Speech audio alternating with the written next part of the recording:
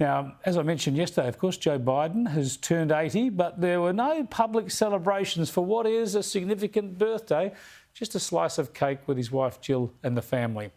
It was back to work today, though, for the president with the traditional pardoning of a turkey for Thanksgiving. And, well, have a look. God love you. 9.5 million turkeys. I tell you what, that's like some of the countries I've been to. Anyway, do you want to talk? Here. I think he tried to interview the turkey. What he means by 9.5 million turkeys being like some countries he's been to, who knows? I spoke with the Hill columnist Kristin Tate about how the White House played down the president's 80th. Of course, they want to play it down. And there are whispers in D.C. that Democrats are secretly fretting over this, that he's getting too old. And now, because of the midterm results, insiders are saying that he does indeed want to run for a second term.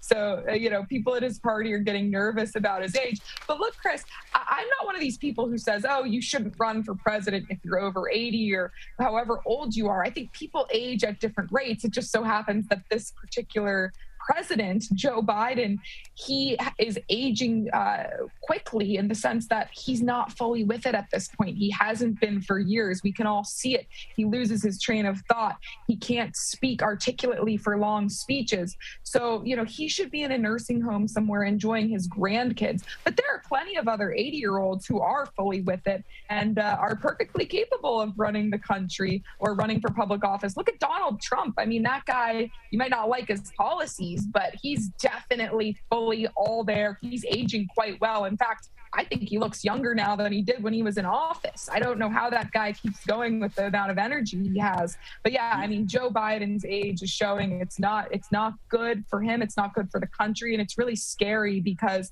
he has lost his cognitive abilities at this point.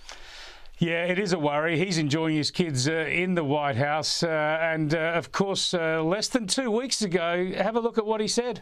My judgment of running when I announce, if I announce, my intention is that I run again.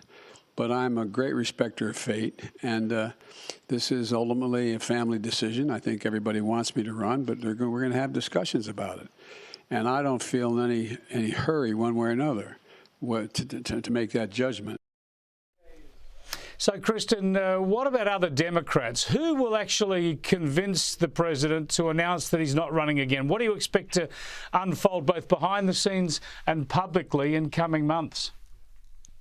It's so hard to say. I think that a lot of Democrats that would have turned their backs on him if the midterms results had gone the way they were expected to, if Republicans had done better, are now saying, well, maybe he should run again because people are misinterpreting the results of the midterm elections. A lot of Democrats and these beltway politicos are interpreting the results as a mandate from voters for more left-wing policy and for more of Joe Biden. But that's not really what these results were about. The results were more of a reflection of poor candidate choice and poor candidate quality from Republicans in certain states. But to your question, I'm not sure that Democrats really will come out tell Biden, hey, you got to step aside and let someone else run because they think now that he's perhaps more popular than he actually is among voters because of the midterm elections. So I'm starting to suspect that he actually will run again in 2024, assuming he's still alive at that point. Dear, oh dear, I just can't see it. It just seems so absurd from this distance, I've got to say. Of course, the one person who would love to see him run again or perhaps even retire before the next election is the Vice President, Kamala Harris. I just want to show you another snippet of what she said about nothing much in particular over the past 24 hours, and it just shows you what a worry she might be if she inherited the presidency from Joe Biden over either before the 24 election or, God forbid, after that. I call myself a joyful warrior, right? Never let anyone take your joy from you. You do what you got to do. And isn't that a wonderful way to live, to know you have purpose? Oh dear, she does say some kind of strange things from time to time and in serious situations, Kristin. Is she considered a serious contender either to win the nomination at some stage, or are people worried that she could actually inherit the job if the president does go prematurely?